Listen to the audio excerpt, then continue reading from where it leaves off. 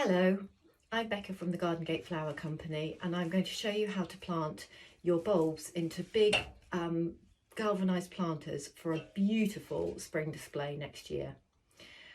Bulbs have got all the energy they need within them, so using a standard multi-purpose is absolutely fine, peat free where possible.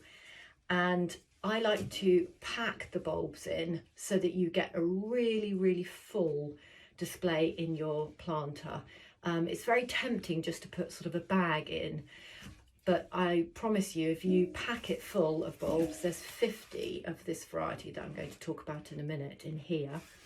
And in contrast, I have 30 in this basket here. So I've chosen a really beautiful colour palette of soft, dusky pink with a really lovely, strong, deep purple. Now I love those two colours together because they just almost layer a really nice colour scheme. The dusky sort of muddy pink comes from the Belle-Époque tulip, which is a beautiful double tulip, really wonderful. It starts off lovely and tight but then opens into this enormous tulip, which is very popular at the moment.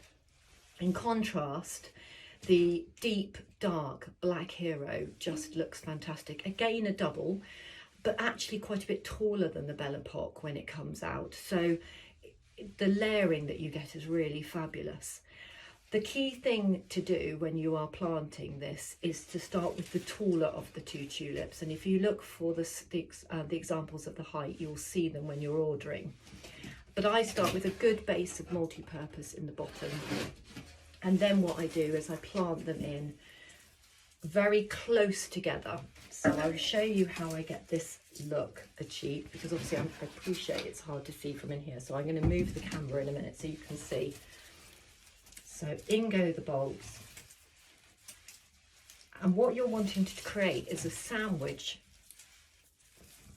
of these bulbs.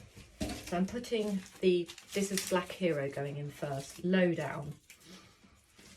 I'm going to tip them in and place them. So here they are, tipped into the bottom of the galvanised planter, and all I'm going to do now is just place them around in this base. And they are quite low down, which is absolutely fine. And all I'm just doing is making sure that I'm turning them the right way up. So this part is the bottom of the tulip, this should sit down and the point should sit up. Don't worry too much though, because bulbs are really clever and will move themselves to the light as they work their way up. Now, I could actually have got another pack in here, which would have been even better really, to have squeezed another one in. But that's still 30 of those tulips, the Black Hero now in here, all ready to go. So the next job is to put a layer of compost on top. So that will just, I'm just going to do that now.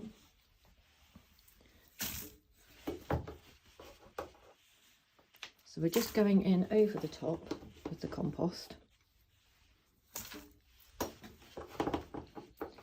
And what you're doing is you're creating that sandwich effect by creating the next layer with the compost for where your next amount of planting is going to go.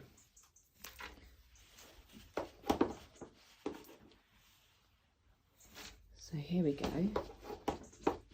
Don't need too much compost. You just need that next level, and you just pat that down into the planter, and then you're ready with the next lot of tulips. Now, like I said to you, these are the lovely Belle-Époque, which are going to look crockery. I'm going to tip a few into here, again like I did before, and these are going to go into the next layer. And I'm going to probably get 3 layers in this one galvanised planter. And I like to plant into all different types of pots at this time of year. Terracotta is lovely, obviously. If you are worried about watering, glazed pots will hold water a lot better than things like the galvanized planters. The one drawback from these is that they do dry out, and when they're flowering you mustn't let them dry out. You would probably need to watering this pot once a day, that you don't have wet weather, because it will draw an awful lot of water. So, you know, like all pot gardening, unfortunately, you know, container gardening, it does come with the added headache of, you know, trying to save water over the winter into all your water butts. So I'm putting the next layer of compost in over the top, and I've got probably another, I'd say maybe half to go in again. So this layer I'm not going to put quite so thick in, because all I'm going to do is just hide the tops of them, because I'm getting near the end now, and I want to make sure that we keep the rim slightly lower down.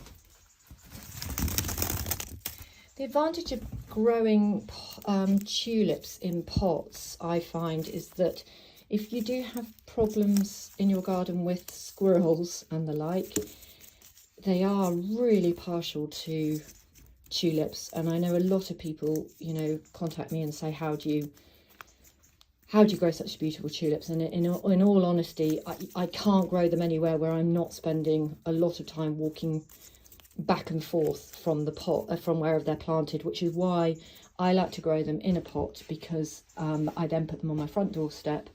The doorstep looks absolutely incredible, and two, it just means that you've got a footfall going past all the time. The dog goes in and out, so the squirrels don't seem to be so tempted with the plants.